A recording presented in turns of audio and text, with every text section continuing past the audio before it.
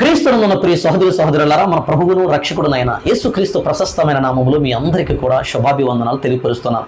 క్రీస్తునందున్న ప్రియులారా, ఈరోజు చాలా ఆసక్తికరమైన, అమూల్యమైన, విశేషమైన దేవుని యొక్క వర్తమానం అందించడానికి నేను ఇష్టపడుతున్నాను. విశేషమైన ఎందుకనంటే, యిర్మీయా గ్రంథం 52 అధ్యాయాలలో ఒక అధ్యాయంలో ఉన్నటువంటి ఒక వంశముని గురించి నన్ను చదువుతూ ధ్యానం చేస్తూ ఉంటే నిజంగా నా హృదయం ఎంత ఆనందాన్ని, ఆశ్చర్యాన్ని కలిగించిందంటే, ప్రియులారా, ఇది మనలను మాత్రమే కాదు, సాక్షాత్తు సృష్టికర్త అయిన యెహోవా దేవుడినే ఆశ్చర్యపరిచిన సంఘటన, నిజ సంఘటన పరిశుద్ధాత్మ దేవుడు ఈ అధ్యాయంలో రాసి ఉంచాడు. ఇది కేవలం ఈ వంశం గురించే, వీరు కోసమే కేటాయించబడింది, వ్రాయబడింది. పరిశుద్ధాత్మ దేవుడు చాలా స్పష్టంగా పరిశుద్ధాత్మ దేవుడు రాసి ఉంచాడు. ఎవరు ఈ వంశము కలిగిన వారు? ఈ వంశముగా పిలువబడుతున్న వారు ఎవరు? నామిడికల్ లైఫ్ కలిగిన వీరు, అంటే సంసార జీవులుగా పిలువబడుతున్న వీరు. వీరి యొక్క ఆధ్యాత్మిక జీవన విధానం ఏంటి? వీరి యొక్క ఆధ్యాత్మిక జీవన శైలి ఏంటి? వీరి నుండి మనం ఏం తెలుసుకోవాలి? వీరి నుండి మనం ఏం నేర్చుకోవాలి? వీరి నుండి మనం పాఠాలు ఏం తెలుసుకోవాలి? వీరి నుండి మనం ఏ విధంగా స్ఫూర్తిదాయకంగా జీవించాలనేది మనం నేర్చుకోవాల్సిన వారమే అన్నాం. చూడండి ప్రియులారా, వీరు యూదులు కాదు, ఇజ్రాయేలు కాదు, దేవుని యొక్క జనాంగం కానే కాదు. వీరు ఎవరంటే అన్య జనాంగం. అన్య జనాంగం వల్ల వీరు మన యొక్క ఆధ్యాత్మిక జీవితానికి ఎంతైనా ఆదర్శవంతమని, ఆనందదాయకమని మనం తెలుసుకోవాల్సిన వారమేమో ప్రియులారా. చూడండి, మాట తప్పని వారు, మనమ తిప్పని వారు, గీచిన గీత దాటని, అనగా రేఖ దాటని రేఖాబీయులే ఈ వంశము కలిగిన వారు. ప్రియులారా, మనం అనేక వంశాల గురించి, అనేకుల గురించి మనం విన్నాము, ధ్యానం చేశాం. కానీ ఈ రోజు మీరు వింటున్నటువంటి వర్తమానం, ఇది ఒకవేళ మీరు మొదటగా కొత్తగా విని ఉండవచ్చు, కొంతమంది విని ఉండవచ్చు, కొంతమంది ఇదే మీరు తెలుసుకుంటున్న వారి ఉండవచ్చు. కానీ దేవుడు మన అందరితో స్పష్టంగా, సూటిగా, తేటగా మాట్లాడుతున్నది ఏంటంటే, వీరు ఎంతగా విధేయత చూపించారో చూడండి. మనం ఇక్కడ నేర్చుకోగలుగుతున్నాం. నిజంగా ప్రియులారా, వీరి నుండి మనం చాలా విషయాలు తెలుసుకోవాలి, మన జీవిత విధానం మార్చుకోవాలి. రండి, పరిశుద్ధ గ్రంథం నుండి మనం దేవుని యొక్క వాక్య విలువలకు వెళ్దాం. యిర్మీయా గ్రంథం 35వ అధ్యాయము 16వ వచనం ఒక వాక్య భాగం చదివిన తర్వాత మనం ముందుకెళ్దాం. రేకాబు కుమారుడైన యెహోనాదాబు కుమారుడు తమ తండ్రి తమకిచ్చిన ఆజ్ఞను నెరవేర్చరే గాని ఈ ప్రజలు నా మాట వెనక ఉన్నారు. చూడండి ప్రియులారా, రేకాబు కుమారుడైన యెహోనాదాబు కుమారులు తమ తండ్రికి ఇచ్చిన ఆజ్ఞను నెరవేర్చరే గాని ఈ ప్రజలు నా మాట వెనక ఉన్నారు. అంటే మాట వింటున్నవారు ఉన్నారు, మాట విననివారు ఉన్నారు. పిల్లలారా చూడండి, ఉదాహరణకు చెప్తున్నాను. ఇద్దరు పిల్లలు చదువుకుంటున్నారు అనుకోండి. ఉదాహరణకి మా బాబు ఉన్నాడు, సామ్యూల్ రదర్ఫర్డ్. వాడు 2nd క్లాస్ చదువుతున్నాడు.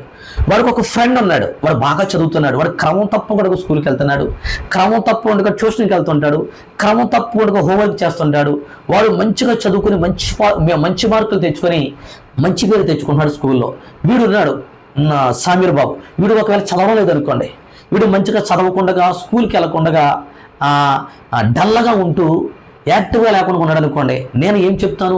వాడు చక్కగా చదువుకుంటున్న వాడిని చూసి, వాడిని చూసి నువ్వు బుద్ధి తెచ్చుకోరా, వాడిని చూసి నువ్వు జ్ఞానం తెచ్చుకోరా, వాడు చూడు ఎంత క్రమంగా స్కూల్కి వెళ్తున్నాడు, మంచి మార్కులు తెచ్చుకున్నాడు, మంచి పేరు తెచ్చుకున్నాడు, బాగా యాక్టివ్గా చక్కగా ఉన్నాడు, నువ్వేంట్రా ఉంటున్నావని నేను వాడిని గద్దిస్తాను, హెచ్చరిస్తాను, తిడతాను, కోపం వస్తే కొడతాను. అంటే బుద్ధి కలిగిన వాడిని చూపించి బుద్ధి లేని వాడికి బుద్ధి నేర్పడమే ఈ యొక్క సారాంశం ఉందని నేను చెప్తున్నాను. ఇప్పుడు చూడండి ప్రియులారా, ఎవరు బుద్ధి కలిగిన వారు, ఎవరు బుద్ధి లేని వారు, ఎవరు మాట వింటున్నవారు, ఎవరు మాట వినడం లేదు, ఎవరు నీతిగా నడుచుకుంటున్నారు, ఎవరు నీతిగా నడుచుకోవడం లేదు, ఎవరు నిజాయితీగా ఉన్నారు, ఎవరు నిజాయితీ కలిగి జీవించడం లేదనేది నేను ఈ యొక్క అధ్యాయంలో మనం ధ్యానం చేయబోతున్నాం. చూడండి ప్రియులారా, వీరంట ఎవరు? రేకాబు కుమారుడైన యెహోనాదాబు యొక్క కుమారులు తమ తండ్రి తమకి ఇచ్చిన ఆజ్ఞను నెరవేర్చరే గాని ఈ ప్రజలు నా మాట వెనక ఉన్నారు అని ఇక్కడ మనం చూడగలుగుతున్నాం. ప్రియులారా, ఎవరు ఆజ్ఞను నెరవేర్చారు, ఎవరి ఆజ్ఞను పొందుకున్నారు అనేది మనం చూద్దాం. చూడండి ప్రియులారా, యిర్మీయా గ్రంథం 35వ అధ్యాయం మొదటి నుండి చదువుతున్నాం. యోషియా కుమారుడును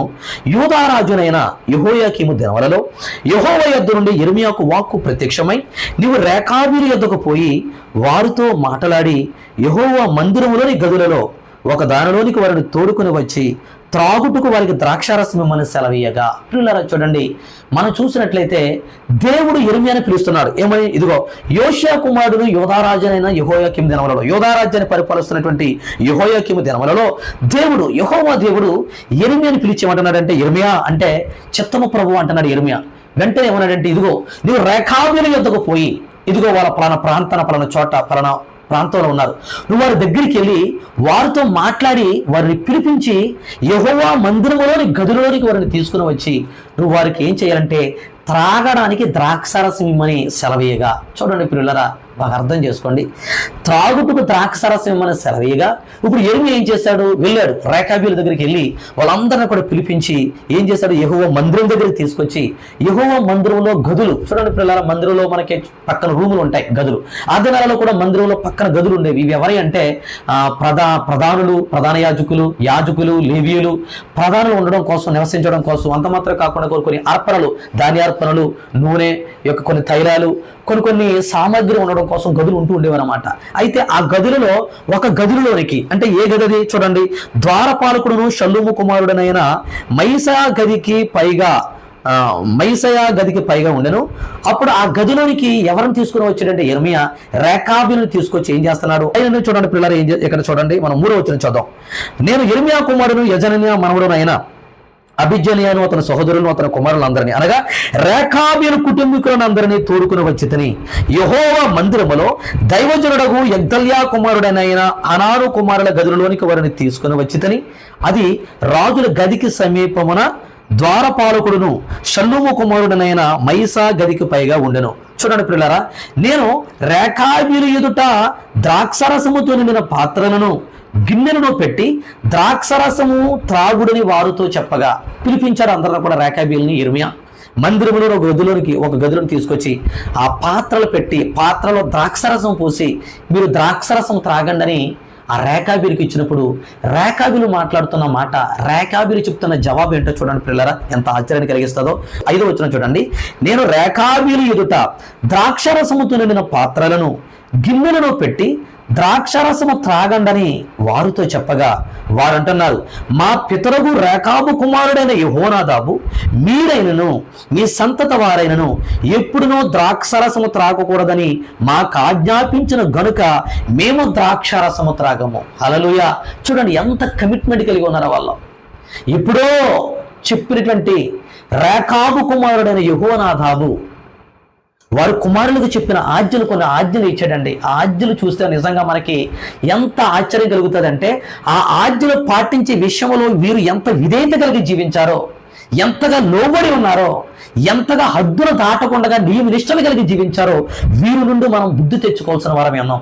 చూడండి, ఇప్పుడో రేకాబు కుమారుడైన యెహోనాదాబు అంటే కుమారులకి ఆజ్ఞాపించాడంట. పిల్లలు వీరు ఎవరంటే ఇశ్రాయేలు కాదు, దేవుని యొక్క జనాంగం కాదు, వీరు అన్యులుగా పిలవబడుతున్న వీరి నుండి మనం తెలుసుకోవాల్సిన విషయం ఏంటంటే ప్రియులారా, చూడండి వీరు ఏ జనాంగం, ఏ జాతి అంటే వీళ్ళు ఎవరంటే చూడండి, అబ్రహాముకి శారా చనిపోయిన తర్వాత అబ్రహాము హాగరు కూడా వెళ్ళిపోయిన తర్వాత ఎవరిని వివాహం చేసుకుంటాడంటే కెతూరాను వివాహం చేసుకుంటాడు. అబ్రహాంకి కెతూరుకు పుట్టిన సంతానం 6 మనకు తెలుసు. మనకు ఏముంటుందంటే మనం చూసినట్లయితే జమ్రాను, యోక్షాను, మేధాను, ఆ తర్వాత మిథ్యాను, అంత మాత్రం కావాలి ఇష్బాకు, సోహ, ఇలాగ 6 సంతానం కదా. ఈ 6 సంతానంలో మనం చూసినట్లయితే పిల్లరా మిథ్యాను అటువంటి సంతానం నుండి మిథ్యానీలు వచ్చారు. ఈ మిథ్యానుల సంతానమే మిథ్యాను యొక్క సంతానమే మన మోషే మామగారైనటువంటి ఇత్రోను కూడా మనం చూస్తాం. ఇత్రో కూడా మిథ్యానీయుడే, మిథ్యాని యొక్క వంశానికి చెందినవాడే. పిల్లలారా చూడండి, వీళ్ళు అన్య జనాంగంగా పిలువబడుతున్న వీరు ఇజ్రాయేలుతో ఏ విధంగా కనెక్ట్ అయ్యారు, ఎక్కడికి వచ్చారంటే విషయాన్ని మీకు నేను తెలియపరుస్తున్నాను. పిల్లలారా చూడండి, వీళ్ళు రేకాబీలు. అసలు వీరు ఎవరంటే వీరి గురించి పరిశుద్ధ గ్రంథంలో 2 చోట్ల మాత్రమే రాయబడి ఉంటుంది. అంటే వీళ్ళు ఎవరో నేను మీకు స్పష్టంగా నేను చెప్తాను, ఇది మనం కంఠస్థం చేయాలి. 2 చోట్ల ఉంటుంది. ఎక్కడంటే మనకి న్యాయాధిపతుల గ్రంథం 1వ అధ్యాయం 16వ వచనంలో ఉంటుంది. ఏంటంటే చూడండి పిల్లరా, న్యాయాధిపతుల గ్రంథం 1వ అధ్యాయం 16వ వచనంలో మనం చూసినట్లయితే మోషే మామయ్య అయిన కేయిను కుమారులు యోధా వంశస్థులతో కూడా ఖర్జూర పట్టణములో నుండి అరాదు దక్షిణ దిక్కులోని యోధా అరణ్యమునికి వెళ్ళి అక్కడ చేరి ఆ జనముతో నివసించాలని ఉంటుంది. న్యాయాధిపతుల గ్రంథం 1వ అధ్యాయం 16వ వచనం. రెండోది మనం చూసినట్లయితే పిల్లరా, మొదటి దినవృత్తాంతములు 2వ అధ్యాయం 55వ వచనం ఉంటుందంటే ఎబ్బేజులో కాపురం ఉన్న లేఖికుల వంశములైన తెరాతీయులను, షిమ్యాతీయులను, సూకోతీయులను వీరు రేకాబు ఇంటి వారికి తండ్రి అయిన హామాతు వలన పుట్టినటువంటి కేనీయుల సంబంధులను ఉంటుంది. ఇక్కడ అంటే న్యాయాధిపతుల గ్రంథం 1వ అధ్యాయం 16వ వచనంలోను, మొదటి వృత్తాంతములు 2వ అధ్యాయం 55వ వచనంలో వీరు గురించి స్పష్టంగా రాయబడి ఉంది. అంటే ఇక్కడ చూడండి ప్రియులరా, మోషే మామయ్య అయిన కేయిను కుమారులు, న్యాయాధిపతుల గ్రంథం 1వ అధ్యాయం 16వ వచనంలో మోషే మామయ్య అయిన కేయిను కుమారులు యోధా వంశస్థులతో కూడా ఖర్జూర చెట్ల పట్టణములో నుండి అరాదు దక్షిణ దిక్కులోని యూదా అరణ్యములకు వెళ్ళి అక్కడ చేరి ఆ జనముతో నివసించిరి.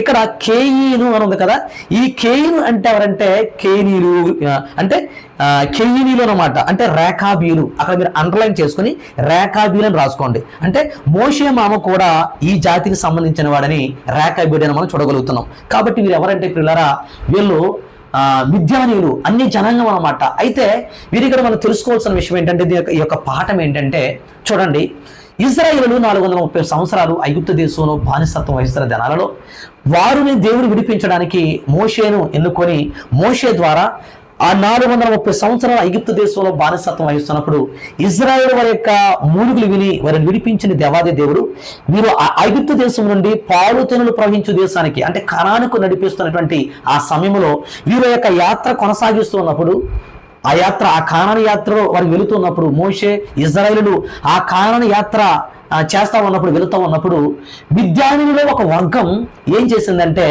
మోషే ద్వారా జరుగుతున్న అద్భుతాలు అంటే దేవుడు ఇజ్రాయేలుకి చేస్తున్నటువంటి అద్భుతమైన కార్యాలు, ఆశ్చర్యమైన కార్యాలు ఈ యొక్క మిద్యానీయులో ఒక వర్గం చూసి వీరే నిజమైన దేవుడు, వీరే గొప్ప దేవుడని ఆ నిజ దేవుని యొక్క ఆ యొక్క శక్తికి ఆకర్షితులై ఆ మిద్యానీలో ఒక వర్గం ఇజ్రాయేలుతో కలిసి వీరందరూ కూడా కానానికి వెళ్ళిపోయారు అనమాట.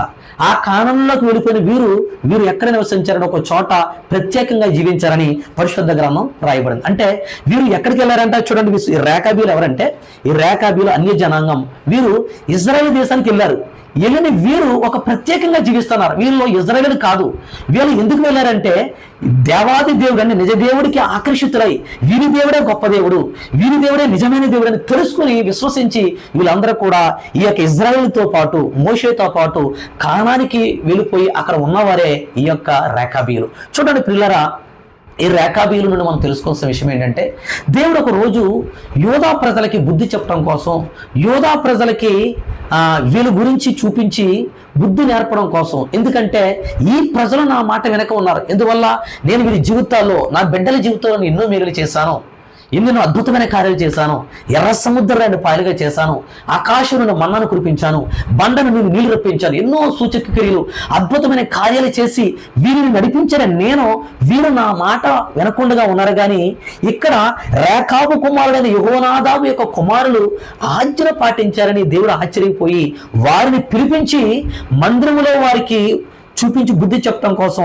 ద్రాక్షరసం పోసి త్రాగమన్నప్పుడు వీళ్ళు ద్రాక్షరసం త్రాగకుండా నీ నిష్ఠలు కలిగి వాళ్ళు ఎంత క్రమంగా విధేయత కలిగి జీవించారో మనకి ఇక్కడ తెలుసుకుంటున్నాం. పిల్లలు చూడండి, రేఖాబు కుమారుడైన యెహోనాదాబు, రేఖాబు యొక్క కుమారుడు యెహోనాదాబు.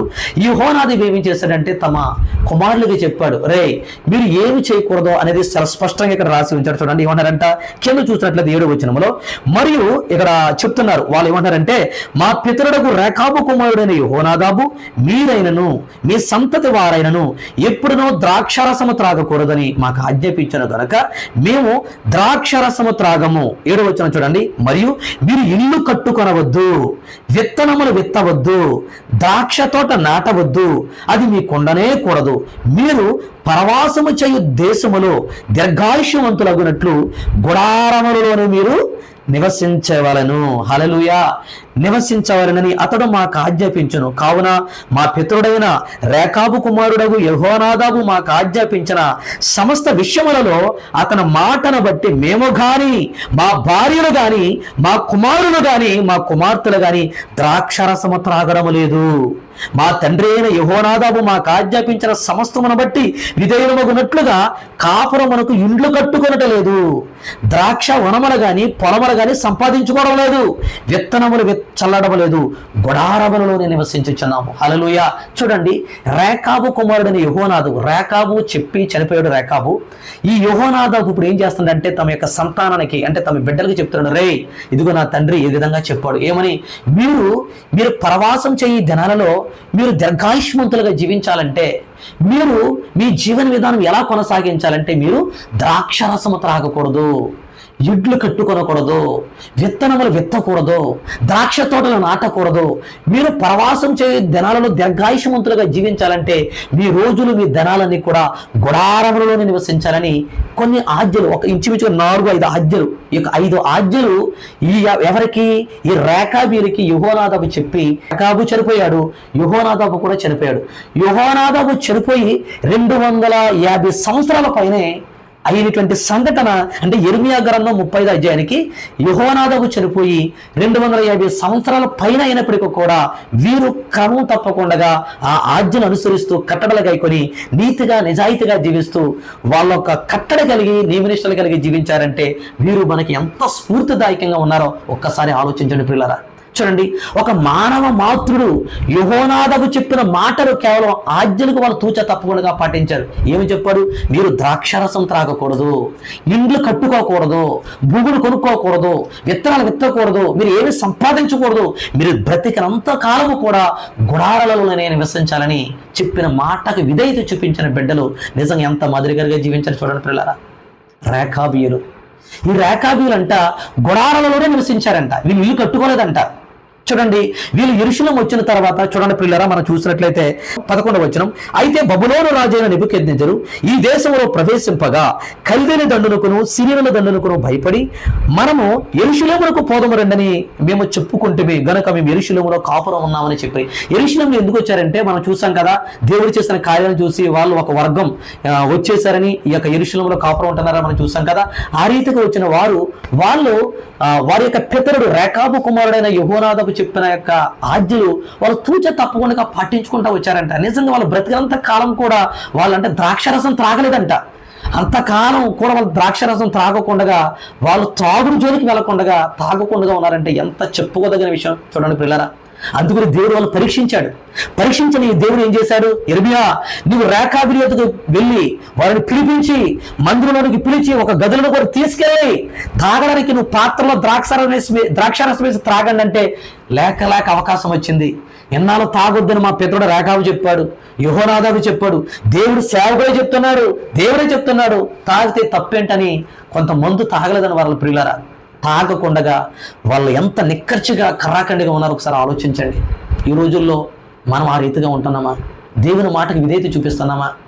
దేవుని మాట మనం వింటున్నామా? చూడండి వాళ్ళు ఎంత మాదిరిగా ఉన్నారో. ద్రాక్షరసం త్రాగలేదంట. అంత మాత్రమే కాదు, ఏమన్నాడు? విత్తనాలు విత్తొద్దు, భూములు కొనుక్కొద్దు అన్నాడు, ఇల్లు కట్టుకోవద్దు అన్నాడు, గుడారాల్లో నివసించన్నాడు. పిల్లరా, నేను కొన్నిసార్లు ప్రయాణాలు చేస్తూ ఉంటే ఆ రూట్ల పక్కన నాకు కనపడతా ఉంటారు. గుడారాలు వేసుకుని, టెంట్లు వేసుకుని బాతులు మేపేవాళ్ళు, కొంగలు మేపేవారు, పెట్టలు పట్టుకునే వాళ్ళు, గొర్రెలు మేకలను మేపుకుంటూ అక్కడక్కడ ఉండి, అంటే వాళ్ళు కొద్ది రోజులు అక్కడ ఉంటారు, 2-3 రోజులు ఉంటారు. మళ్ళా మరుసటి రోజు కానీ తర్వాత మళ్ళీ కొన్ని రోజుల తర్వాత వెళ్తే వాళ్ళు అక్కడ ఉండరు. అంటే వాళ్ళకి స్థిర నివాసం లేదు. అంటే అక్కడ టెంట్ గుడారం వేసుకున్నారు, మళ్ళీ మరొక చోటకి మళ్ళీ వలస వెళ్ళిపోతున్నట్లుగా సంచార జీవులు కదా, అలా వెళ్ళిపోతూ ఉంటారు. వాళ్ళని చూసి నాకు ఈ రేకాబీయులు గుర్తొస్తుంటారు నాకు అప్పుడప్పుడు. అంటే వాళ్ళకి స్థిర నివాసం లేదు, వాళ్ళు ఎక్కడికక్కడ అలా వెళ్ళిపోతూ ఉంటారు. అలాంటిగా వీళ్ళకి స్థిర నివాసం లేదు, ఇల్లు కట్టుకోవడం లేదు, భూములు కొనుక్కోవడం లేదు. వీళ్ళు చూడండి పిల్లరా, ఒకవేళ రేకాబు కుమారుడని యెహోనాదాబు చెప్పి చనిపోయి 200 సంవత్సరాలు అయినప్పటికీ కూడా వాళ్ళు క్రమం తప్పకుండా ఆజ్ఞలు పాటించుకుంటూ వస్తూ ఉంటే వారి యొక్క సంతానం, అంటే వారి యొక్క కొడుకులు కానీ కూతుర్లు కానీ వాళ్ళ తండ్రులకి చెప్తా ఉంటే, డాడీ రేకాబు తాతయ్య, యెహోనాదాబు తాతయ్య వాళ్ళు ఆ టైంలో చెప్పారేమో డాడీ, కానీ మనం ఇల్లు కట్టుకుందాం డాడీ, వాళ్ళు బిల్డింగ్ల మీద బిల్డింగ్లు కట్టుకుంటున్నారు, మంచి ఇల్లు కట్టుకుంటున్నారు, మనం ఇల్లు కట్టుకుందాం డాడీ, మనకి ఎంత స్థలం ఉంది, ఏదైనా నాటుకుందాం డాడీ, చక్కగా విత్తనాలు ఎత్తుకుందాం, పంటలు పండించుకుందాం, భూమి కొనుక్కుందాం డాడీ, మనకంటూ సంపాదన లేకపోతే ఏంటి డాడీ, మనం ఎలా చూస్తారా డాడీ అని తండ్రికి చెప్పినప్పుడు కూడా తండ్రులు పిల్లలకి చెప్పిన విధానం ఏంటో తెలుసా? ఒరే, మనకి ఇల్లు కట్టుకోవడం కాదురా, మన భూములు కొనుక్కోవడం కాదురా, మనం సంపాదించుకోవడం కాదురా, మనమంతా కూడా మన తండ్రి రేకాబు కుమారుడు యెహోనాదాబు గుడారాల్లోనే నివసించమన్నాడు రా. ఇదే మనకి ఈ జీవన విధానం రా, మనం ఇలాగే బ్రతకాలని వాళ్ళ బిడ్డలకి చెప్పడం, ఈ విధంగా కొనసాగుతూ వాళ్ళు ఇప్పటి వరకు కూడా యిర్మీయా కాలానికి కూడా వాళ్ళు ఎంత మాదిరికరంగా జీవించారంటే ఇది నిజంగా స్ఫూర్తిదాయకంగా మన యొక్క ఆధ్యాత్మిక జీవితానికి ఆదర్శవంతంగా ఉన్నారంటానికి మనం చెప్పుకోవాల్సిన విషయం పిల్లరా. చూడండి పిల్లరా, వీరు భూములు గుడారాల్లో నివసించారంట. చూడండి, గుడారం దేనికి గుర్తుగా ఉందో మనకి చూడండి పిల్లరా. అబ్రహాం గుడారాలోనే జీవించాడు, ఇస్సాకు గుడారాలోనే జీవించాడు, యాకోబు కూడా గుడారాలను జీవించాడు. అంటే ఈ లోకం శాశ్వతం కాదు, శాశ్వతమైనది పరలోక రాజ్యం. మనం ఆ రాజ్యంలోకి చేరాలంటే స్థిరమైన నివాసం మనకు అక్కడ ఉంది కాబట్టి మనం ఈ లోకంలో ఏది ప్రాముఖ్యం కాదని వారు గుర్తెరిగారు కాబట్టి, సత్యాన్ని తెలుసుకున్నారు కాబట్టి తమ తండ్రి ఇచ్చిన ఆజ్ఞను వారు పాటించారు. అందుకని దేవుడు ఆశ్చర్యపోయి ఎంతగా దుఃఖపడుతూ బాధపడుతూ, ఇదిగో రేకాబు కుమారుడు యెహోనాదాబు తమ కుమారులకు ఆజ్ఞాపించినటువంటి ఆజ్ఞలు వారు తూచ తప్పకుండా పాటించారు, నడుచుకుంటున్నారు. కానీ ఈ ప్రజలు అనగా నా ప్రజలు నా మాట వినకట్లేదయ్యా అని దేవుడు బాధపడుతూ ఉన్నాడంటే. చూడండి పిల్లరా, 12వ వచనం కూడా చూసినట్లయితే, అంతటి యెహోవాకు యిర్మీయాకు ప్రత్యక్షమై ఎలాగూ సెలవిచ్చెను, ఇశ్రాయేలు దేవుడును యెహోవా సెలవిచ్చినదేమనగా, నీవు వెళ్ళి యూదా వారికిని యెరూషలేము నివాసులకును ఈ మాట ప్రకటింపుము. యెహోవా వాక్కు ఇదే, మీరు శిక్షకు లోబడి నా మాటలను ఆలకింపరా. ఇదే యెహోవా వాక్కు. ద్రాక్షారసము త్రాగవద్దని రేకాబు కుమారుడైన యెహోనాదాబు తమ కుమారులకు ఆజ్ఞాపించిన మాటలు స్థిరంగా ఉన్నాయి. కానీ నేటి వరకు, అంటే ఇప్పటి వరకు కూడా తమ పితరుని ఆజ్ఞకు విధేయులై వారు ద్రాక్షరసము త్రాగకుండా ఉన్నారు. అయితే నేను పెందలకడని లేచి మీతో బహుగా శ్రద్ధగా మాట్లాడినను మీరు నా మాట వెనక ఉన్నారు. మరియు పెందలకడ లేచి ప్రవక్తలైన సేవకులందరినీ కూడా మీ యొద్దకు పంపుచు ప్రతివాడును తన దుర్మార్గతను విడిచి మీ కీలును చక్కపరుచుకుని ఎరలను, అన్య దేవతలను అనుసరింపకయు వాటిని పూజింపకయు నుండి ఎరలను నేను మీకును మీ పితరులకును ఇచ్చిన దేశములో మీరు నివసింతురని నేను ప్రకటించితని గాని మీరు చెవియొగ్గ నా మాట వినకపోతరి.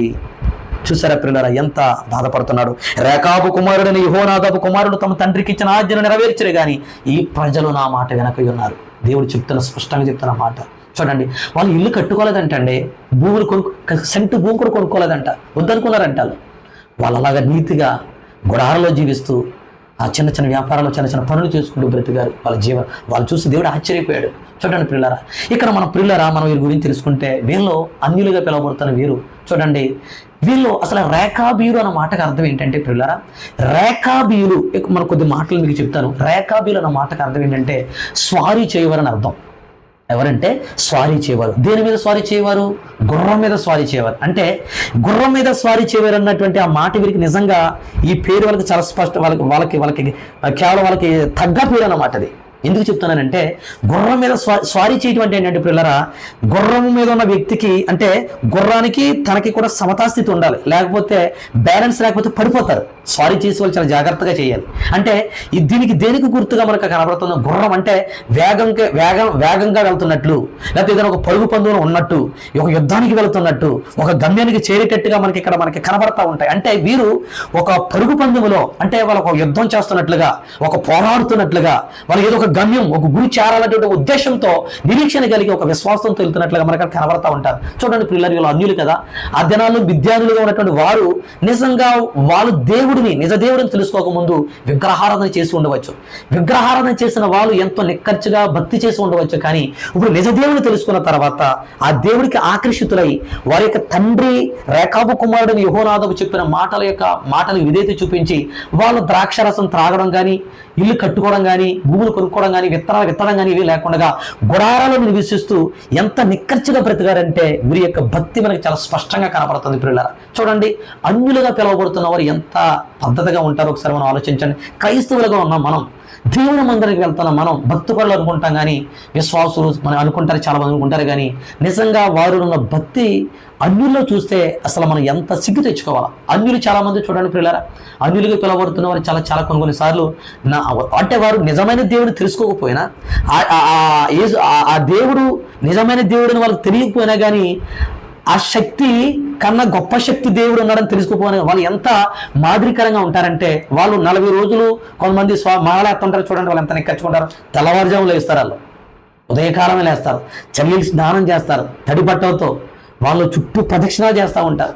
లేదంటే కాళ్ళకి చెప్పులు లేకుండా నడుస్తూ ఉంటారు. వాళ్ళు ఎంతో భక్తి చేసే విషయం నిష్ఠగా ఉంటారు. వాళ్ళు అంటే నిజమైన దేవుడు కాకపోయినా, వారు సత్యాన్ని తెలుసుకోకపోయినా కానీ, వారు ఏదో అలా నమ్ముకుంటున్నా కూడా కానీ వాళ్ళు అంత భక్తి కరెక్ట్గా ఉంటే నిజ దేవుడు తెలుసుకున్న మనం, శక్తి గల దేవుడు, లోక రక్షకుడు, ప్రాణం పెట్టిన దేవుడు, ఆయనే నిజమైన దేవుడు అని తెలుసుకున్న మనం, నిజ దేవుడిని ఎరిగిన మనం ఎంత నిక్కర్చిగా భక్తి కలిగి వినయ విధేయతలు కలిగి జీవించాలో ఒకసారి ఆలోచించండి ప్రియులారా. కాబట్టి అన్యులు, అందుకనే పరిశుద్ధ గ్రంథంలో యేసుప్రభు కూడా కొంతమంది వ్యక్తులు చూసి ఆశ్చర్యపోతాడు. ఎవరంటే దేవుని నమ్ముకున్న వాళ్ళు ఇజ్రాయేల్ చూసి కాదు, అన్యుల్నే. శతాధిపతి యొక్క విశ్వాసాన్ని చూసి ఇజ్రాయేల్లో ఇంత విశ్వాసం నేను చూడలేదంటాడు, కనుగొనలేదంటాడు శతాధిపతిని చూసి. అంత మాత్రమే కాకుండా ఒక స్త్రీని చూసి, కనాను స్త్రీ, ఆమె సురేఫెనికే వంశస్థురాలు, ఈమెకున్న విశ్వాసం ఎంత గొప్పదంటే అమ్మా నీ విశ్వాసం గొప్పదంటాడు. అన్యులు చూసి దేవుడు మెచ్చుకున్నాడు. చూడండి, 10 మంది శుద్ధులేరు కారా, ఈ అన్యుడు తప్ప అంటాడు. అంటే ఏంటి? 10 మంది శుద్ధయ్యారు కానీ ఎవరో తిరిగి రాలి, ఈ అన్యుడు తిరిగి వచ్చాడు. ఈ అన్యుడు తిరిగి వచ్చాడు కాబట్టి కృతజ్ఞత కలిగి ఉన్నాడు. అంటే చూడండి ప్రియులారా, అన్యులు మనకి కనబడుతున్న సమాజంలో కనబడుతున్నప్పుడు కొన్ని విషయాలు వాళ్ళు పరిశీలించండి. ఎంత కరెక్ట్గా, ఎంత వాళ్ళు భక్తి చేస్తూ ఉంటారో, వాళ్ళ భక్తి కరెక్ట్ కాకపోయినా కానీ నిజ దేవుడిని తెలుసుకున్న మనం ఎంత భక్తి చేయాలి, ఎంత మనం శక్తివంతులుగా ఉండాలి, ఎంత మాదిరికరమైన జీవితం జీవించాలి, ఎంత మనం దేవుడికి ఇష్టానుసారంగా జీవించాలో మనము పరిశీలన చేసుకోవాలి ప్రియులారా. చూడండి, రేకాబీలు అన్న మాటకు అర్థం ఏంటంటే గుర్రం మీద స్వారీ చేయవారు. నిజంగా వీళ్ళు అటువంటి మాదిరికరమైన జీవితం జీవించారు. ప్రియులారా, కొన్ని విషయాలు కానీ మీకు చెప్తూ ఉంటాను చూడండి. రేకాబు అనగా స్వారీ చేయవారు అని అర్థం. రెండోది ఏంటంటే, ఇప్పుడు రేకాబు కుమారుడైన యెహోనాదాబు అన్నాడు కదా, యెహోనాదాబు యొక్క కుమారులకి అందరికీ కూడా ఆజ్ఞలు పాటించమని చెప్పాడు కదా. ఈ యెహోనాదాబు అన్న మాటకు అర్థం ఏంటంటే యెహోవా ఘనుడు అని అర్థం. ఏమర్థం? యెహోవా గనుడు. అంటే రేకాబు తన కుమారుడికి ఏమని పెట్టాడంటే యెహోవా గనుడని పెట్టాడు. అంటే అతను భక్తి కలిగి జీవించాడు. దేవుడు గనుడైన దేవుడు కాబట్టి నా కొడుకు కూడా ఘనంగా జీవించాలని యెహోవా గనుడు అనే పేరు యెహోనాదాబు అని పేరు పెట్టాడు. యెహోనాదాబు అన్న మాటకు అర్థం ఏంటంటే యెహోవా గనుడు. అంటే దేవుడు నమ్ముకున్నటువంటి మన జీవితం కూడా మనము కూడా ఘనంగా జీవించాలి, ఘనమైన కార్యాలు చేయాలి, గొప్ప గొప్ప కార్యాలు చేయాలి, దేవుడికి ఘనత తీసుకురావాలా. నన్ను గణపరిచి వారు ఏందే నేను గణపరుతాను అన్నాడు. అంటే నీకు ఘనత, పేరు, ప్రఖ్యాతలు రావాలన్నా, నువ్వు దేవుడు నామానికి మహిమకరంగా జీవించాలన్నా మొదటగా నీవు దేవుని గణపరచాలి, దేవుడి కొరకు ఆసక్తి కలిగి జీవించాలి. ప్రియులారా చూడండి, యెహోనాదాబు అన్న మాటకి అయిన అర్థం ఏంటంటే యెహోవా గనుడు అని అర్థం. చూడండి ప్రియులారా, ఈ యెహోనాదాబు మనం చూసినట్లయితే ప్రియులారా, దేవుని యొక్క సేవ చేయటం యందు దేవుని కొరకు ఎంత అభిలాష కలిగిన వాడో, ఆశ కలిగిన వాడో మనం పరిశుద్ధ గ్రంథంలో పరిశుద్ధాత్మ దేవుడు రాసి ఉంచాడు. చూడండి ప్రియులారా, యెహోనాదాబు అంట యెహోవాకు సేవ చేయటం యందు అత్యధికమైనటువంటి అభిలాష, కోరిక కలిగిన వాడంట. 2 రాజుల గ్రంథం 10వ అధ్యాయం 15వ వచనంలో మనకు ఉంటుంది. అక్కడ ఒక సంఘటన జరుగుతుంది ప్రియులారా. ఈ యెహోనాదాబు గురించి నేను ఎందుకు చెప్తున్నానంటే, అంటే సేవ చేయటం విషయంలో, దేవుని కోసం నిలబడడంలో, పోరాడడంలో, పౌరుషం కలిగి జీవించడంలో యెహోనాదాబు చేసిన గొప్ప కార్యం ఏంటో మనకి ఇక్కడ మనం చూడగలుగుతున్నాం. చూడండి ప్రియులారా, మనకి ఇజ్రాయేల్ దేశం మనం చూసినట్లయితే ఆ రోజుల్లో రాజైన యెరోబాము మరణించిన తర్వాత 10 గోత్రాల ఇజ్రాయేల్ ఉత్తర రాజ్యాన్ని పరిపాలించిన ప్రతి రాజు కూడా చెడ్డవాడే. వాళ్ళందరిలో మరీ చెడ్డోడు ఎవరంటే ఆహాబు. ఎందుకు అంటే ఈ ఆహాబు ఎందుకు చెడ్డవాడుగా అయ్యాడంటే మీకు తెలిసిన విషయమే. దాని ముఖ్య కారణం ఏంటంటే తన యొక్క భార్య యెజబెల్ వల్లే. యెజబెల్ ఎంత దుష్టరానంటే, భయంకరమైనటువంటి దుర్మార్గురాలంటే, ఆమె ఏదైనా ఒక దాన్ని చేయాలనుకున్నప్పుడు దేనికైనా తెగిస్తుంది అనమాట. అంత భయంకరమైన క్రూరురాలు. ఒక రోజు మనం చూసినట్లయితే ఆహాబు ఇంటి దగ్గర ఎలా ఉంటాడంటే దుప్పటి కప్పును పడుకుంటాడు, దుఃఖంతో ఉంటాడు. వచ్చి ఎవరు? ఆహాబు భార్య యెజబెలు. ఈమె ఇజ్రాయేల్ స్త్రీ కాదు, ఈమె సీదోను రాజు యొక్క కుమార్తె.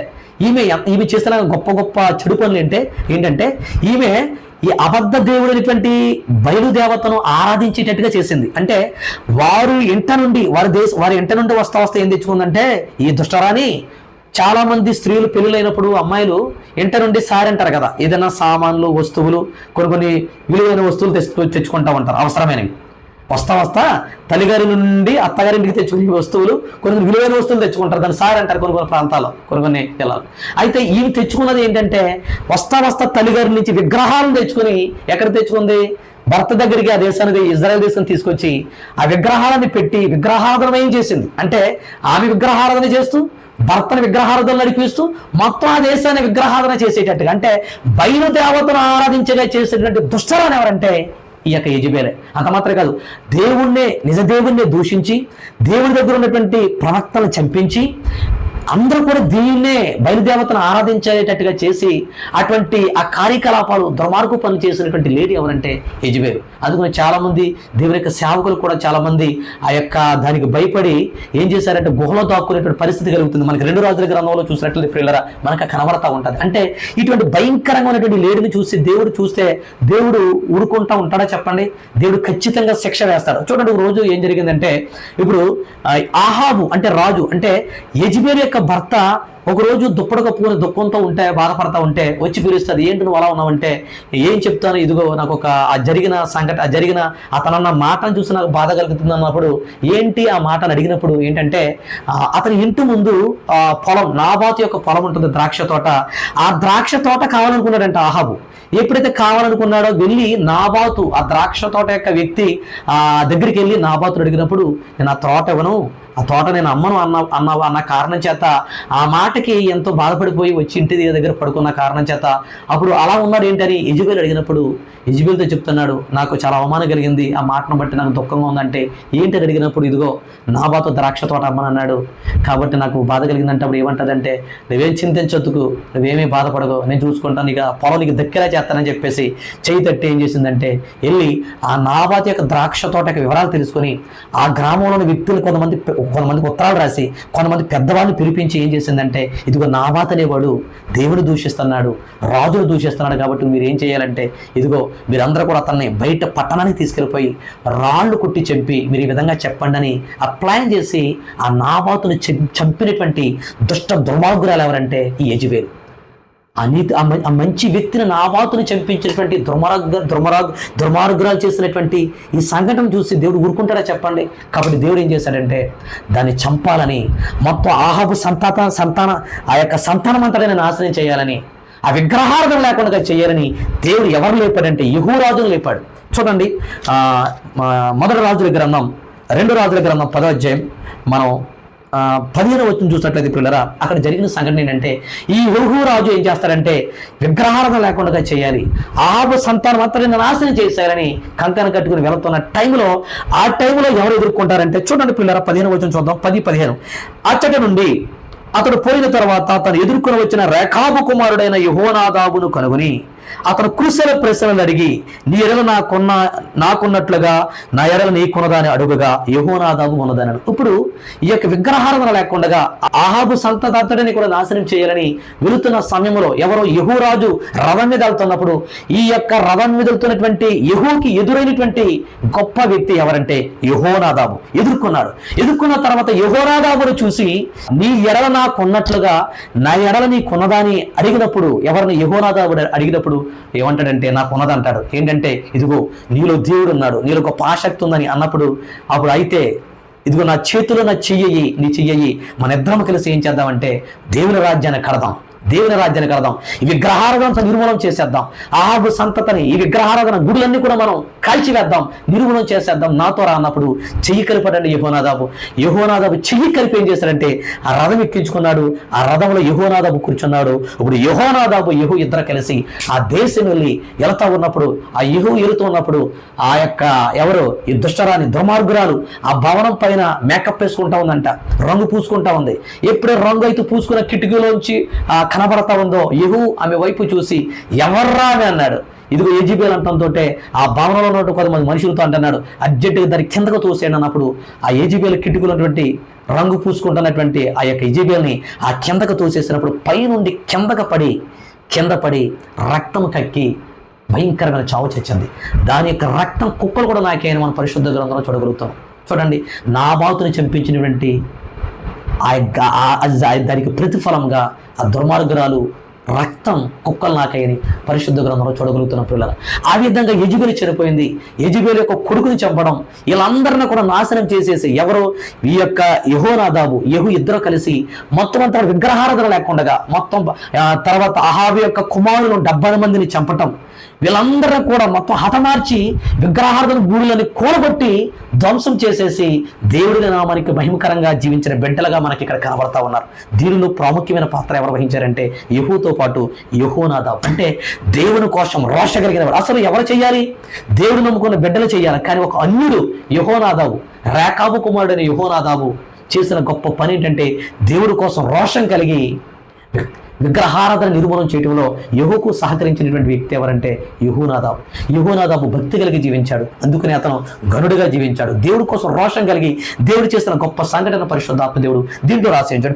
ప్రియులారా యెహోనాదాబు గురించి మనకు కొన్ని విషయాలు తెలుసుకుంటే, తన ప్రజలకు దేవుని ఎడల భయభక్తులు నేర్పినవాడు కదా. మరి యెహోనాదాబు పిల్లలకి ఏమి నేర్పించాడు? మీరు ద్రాక్షారసం త్రాగకూడదు, ఇల్లు కట్టుకోకూడదు, భూములు మీరు కొనుక్కోకూడదు, ద్రాక్ష తోటలు నాటకూడదు, విత్తనాలు విత్తకూడదు, గుడారాలు నివసించాలని యెహోనాదాబు చెప్పిన మాటను విధేయత చూపించి ఆ రేకాబీయులు నిజంగా ఎంత మాదిరికరంగా జీవించారో వాళ్ళ జీవితాంతము కూడా మాదిరికరంగా జీవించారంటే పిల్లల ఈ రేకాబీయుల నుండి మనం తెలుసుకోవాల్సిన విషయం ఏంటంటే, దేవుడు నమ్ముకుంటున్నాం మనం, దేవుని సన్నిధికి వెళ్తున్నాం మనం, ఎన్నో సంవత్సరాల నుండి దేవుని యొక్క మాట వింటా ఉన్నాం, సేవకుల ద్వారా వర్తమానాలు వింటున్న ప్రతి మాట కూడా దేవుడు మనతో మాట్లాడుతున్నట్టుగా భావించి, దేవుడు నాతో మాట్లాడాడు కదా, నేను ఆ రీతిగా జీవించాలి కదా, నేను అలా నడుచుకోవాలి కదని వినయ విధేయతలు కలిగి భయభక్తులు కలిగి జీవిస్తే మనం ఆశీర్వాదాలు పొందుకుంటాం. పిల్లరా చూడండి, వీళ్ళు ఎంత మాదిరికరంగా జీవించారో.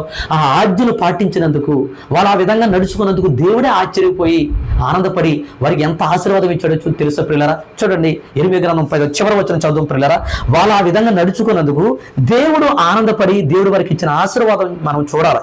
ఎనిమిది గ్రంథం 35 చివరి వచనంలో మనం చూసినట్లయితే పిల్లరా చూడండి, 17వ వచనం నుంచి నేను చదువుతున్నాను. చూడండి, 17వ వచనం నుంచి 18వ వచనం నుంచి నేను చదువుతున్నాను.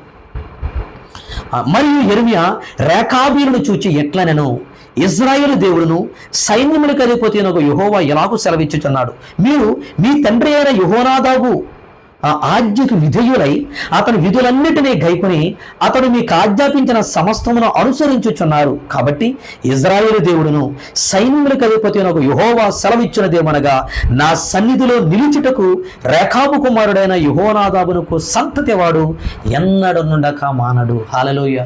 ఎన్నడు ఉండక మానడంటే ఎప్పుడు కూడా ఉంటూనే ఉంటాడు. హల్లెలూయా. అంటే దేవుని సన్నిధిలో ఉండేటువంటి భాగ్యం, దేవుని సన్నిధిలో గడిపే భాగ్యం, దేవుని సన్నిధిలో ఆనందించేటువంటి భాగ్యాన్ని, సంతోషాన్ని వారు ఆ ఆశీర్వాదాన్ని వాళ్ళు పొందుకున్నట్లుగా పరిశుద్ధ గ్రంథంలో చూడగలుగుతున్నాం. పిల్లల రేకాబీయులు దేవుని యొక్క ఆశీర్వాదాన్ని వారు పొందుకున్నారు. దేవుని సన్నిధి నిజంగా వాళ్ళకి అన్యులకి ప్రవేశం లేకపోయినప్పటికీ కూడా వీళ్ళకి దేవుడు ప్రవేశం ఇచ్చాడు. పిల్లరా చూడండి, మనం తెలుసుకోవాల్సిన విషయం ఏంటంటే, దేవుని మాటగా మనం విధేయత చూపించాలి. రేకాబీయులు వాళ్ళ రేఖ దాటలేదండి, గీచిన గీత దాటలేదండి. రేకాబు కుమారుడు యెహోనాదాబు చెప్పిన మాటలు కొన్ని వందల సంవత్సరాలు అయిపోయినా కానీ ఇక మనం ఏం పాటిస్తామలే, విడ్డూరంగా ఉంది, ఏంటి ఇల్లు కట్టుకోపోవడం ఏంటి, ఇల్లు కట్టుకోకపోతే ప్రజలు ఏమనుకుంటారు, భూమి లేకపోతే కనీసం ఒక సెంటు భూమి కూడా లేదనుకుంటారు, మన గుడారంలో ఉండే బ్రతుకు మనకి ఎందుకు, మంచి ఇల్లు కట్టుకుందాం, బాగా బ్రతుకుదామని విలాసవంతమైన భోగభాగ్యాలు కలిగి మీరు జీవించలేదు. పిల్లరా ఒక నామిడికల్ లైఫ్ స్టైల్. వీళ్ళు ద్రాక్షరసం తాగలేదండి, ఇల్లు కట్టుకోలేదండి, ఇల్లు వద్దనుకున్నారు, వాళ్ళు భూములు కొనుక్కోలేదు, ద్రాక్ష తోటలు నాటలేదు. వీళ్ళు చేస్తుంది ఏంటి తెలుసా, గుడారాలు నివసించి మాదిరికరంగా జీవించారు. అందుకని దేవుడు వారిని చూసి ఆనందపడి విధేయతకు చిరునామా వెళ్ళాం, విధేయతకు ప్రతీగా వెళ్ళాం. వీరిని చూసి మనం బుద్ధి తెచ్చుకోవాలి.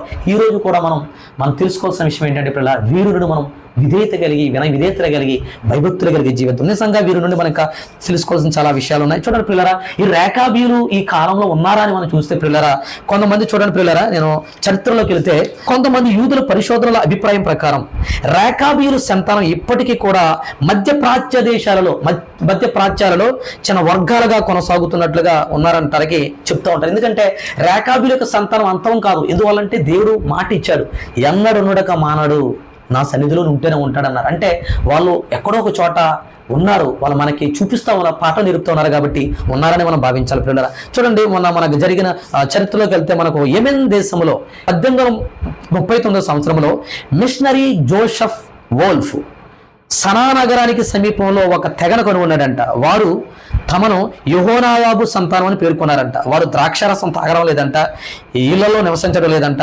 విత్తనాలు నాగడం లేదంట, నియమాలు పాటిస్తూ వారు ఎంతో నీవు నిబంధనలు కలిగి జీవిస్తున్నట్లుగా మనం చరిత్రలోకి వెళ్తే కొన్ని మనం చూడవచ్చు. పిల్లల రేకాబీయులు ఒక మాదిరికరంగా జీవించారు. మనం కూడా మాదిరికరంగా జీవిద్దాం. దేవుడు ఆనందపడే దేవుడు కాబట్టి పిల్లల, ఇంతవరకు దేవుడు మనతో మాట్లాడిన మాటలు మనం హృదయంలో ధ్యానం చేసుకుని, ప్రవ్వా రేకాబీయుల నుండి నాకు విషయం తెలియపరిచావు ప్రవ్వా, వాళ్ళు ఎంతగా విధేయత చూపించారో, మీ మాటకి ఎంతగా లోబడ్డారో, రేకాబు కుమారుడైన యెహోనాదాబు చెప్పిన ఆజ్ఞలు వాళ్ళు ఎంతగా పాటించారో, ఒక మాతృడు ఒక వ్యక్తి చెప్పిన మాటకే వాళ్ళు అంతగా విధేయత చూపిస్తే దేవుడు అయినటువంటి నిన్ను మా జీవితంలో నువ్వు ఎన్నో మేలు చేస్తావు, మా జీవితంలో నువ్వు ఎన్నెన్నో గొప్ప గొప్ప కార్యాలు చేస్తావు. ఈరోజు మమ్మల్ని సజీవులుగా ఉంచి మిమ్మల్ని సేవించే భాగ్యం ఇచ్చి నీ మాటలు వినే భాగ్యాన్ని మాకు ఇచ్చావు ప్రభా. మేము ఎంతగా విధేయత చూపించాలి ప్రభా, మేము ఆ రీతిగా నడుచుకుంటాం ప్రభా, విధేయత కలిగి జీవిస్తాం ప్రభా, నీ మాట వింటాం ప్రభా అని ఒక తీర్మానం తీసుకుని మన యొక్క జీవిత విధానం, మన యొక్క ఆధ్యాత్మిక జీవన విధానం కొనసాగిద్దాం, ఆ రీతిగా నడుచుకుందాం. అట్టి కృప దేవాది దేవుడు నాకు మనకు మనందరికీ కూడా దేవుడు అనుగ్రహించునుగాక, దేవుడి మాటలు దీవించునుగాక. ఆమె ప్రార్థన చేసుకుందాం. పరిశుద్ధుడా, ప్రేమగల తండ్రి, మహోన్నతుడా, మహాగరుడమైన మా తండ్రి, మీ స్తోత్రాలు ప్రభా. నమ్మదగిన తండ్రి, నజరేయుడైన యేసయ్యా, మీ స్తోత్రాలు. మీరు వినువారు మాత్రమే ఉండి మిమ్మల్ని మీరు మోసపుచ్చుకోకుండా దాని ప్రకారంగా జీవించేవారై ఉండమని నీ వాక్యం చెప్తుంది ప్రభా. రేఖాబీయులు తండ్రి, ఈ వంశం చాలా గొప్పది ప్రభా. అన్య జనాంగంగా పిలువబడుతున్న వీరు నాయన మాకు ఎంతో మాదిరి ఉన్నారు ప్రభా. రేఖాబు కుమారుడైన యెహోనాదాబు చెప్పి కొన్ని వందల సంవత్సరాలు, 250 సంవత్సరాల పైన అయినప్పటికీ కూడా ఆ ఆజ్ఞలు వాళ్ళు అనుసరిస్తూ అయ్యా ద్రాక్షరసం త్రాగకుండగా, ఇల్లు కట్టుకోకుండా, భూములు కొనుక్కోకుండా, పొలాల్లో విత్తనాలు విత్తకుండగా అయ్యా నాయన గుడారాల్లో నివసిస్తూ వారి యొక్క జీవిత విధానం అంతా కూడా కొనసాగించి మాదిరికరంగా జీవించారు ప్రభా. ఇజ్రాయేల్ ప్రజలకు బుద్ధి చెప్పడం కోసం వారిని పిలిపించి ద్రాక్షరసం త్రాగమన్నప్పుడు వాళ్ళ మందు తాగారు ప్రభా. తండ్రి, నీ సన్నిధికి వెళ్తున్న నీ బిడ్డలు ఎంతో మంది ప్రభా మాటలు వింటున్నారే కానీ ప్రభా అయ్యా వాక్య ప్రకారంగా జీవించకుండా వారి ఇష్టానుసారంగా జీవిస్తూ త్రాగుబోతులైపోయి తాగుతూ అయ్యా ఎన్నెన్నో పాపపు కార్యాలు చేస్తూ ప్రభా లోకానుసారంగా జీవిస్తున్నారు. ఏమి సంపాదిందామా, ఇంకా ఎంత కొందామా, ఇంకా ఎక్కడ కొందామా, ఇంకా ఎక్కడ కడదామా అనేటువంటి ఆలోచనలో మానవ అయ్యా ప్రతి ఒక్కరు కూడా ప్రభా తండ్రి ఈ ద్వారంలో నడుస్తూ ఉండగా ప్రతి ఒక్కరిని కూడా ప్రభా దర్శించి ఆ రేఖాబీలు కలిగిన జీవిత విధానం ప్రతి ఒక్కరు కూడా తెలుసుకొని దాని ప్రకారంగా మేమందరూ కూడా నడవడానికి ప్రభా మీ కృపను విస్తరింపచేయండి ప్రభా. మీ స్తోత్రాలు. మాట విధేయత చూపడానికి కృప దయచేయి. విధేయతలో ఆశీర్వాదం ఉందో ప్రభా, విధేయతలో దీవెన ఉందో ప్రభా. అయ్యా ఈ సన్నిధిలో గడిపే భాగ్యం మనకు అనుగ్రహించావు తండ్రి, స్తోత్రాలు. అట్టి గొప్ప భాగ్యం మాకు దయచేయి. నీ మాటలు విని దాని ప్రకారంగా జీవిస్తూ ఆ గొప్ప ఆశీర్వాదాలు పొందుకుని మిమ్మల్ని సంతోషపరిచే బిడ్డలుగా, మిమ్మల్ని ఆనందపరిచే బిడ్డలుగా, మీ నామానికి ఘనత తీసుకొచ్చే బిడ్డలుగా మమ్మల్ని నడిపించి మహిమ పొందమని, ప్రతి ఒక్క హృదయాలలో ఈ వాక్యాన్ని ఫలింపచేసి నడిపించమని, మీరే మహిమ పొందమని యేసుక్రీస్తు పరిశుద్ధ నామమును బట్టి అడిగి పొందుకున్నాము మా పరమ తండ్రి. ఆమేన్. Praise the lord.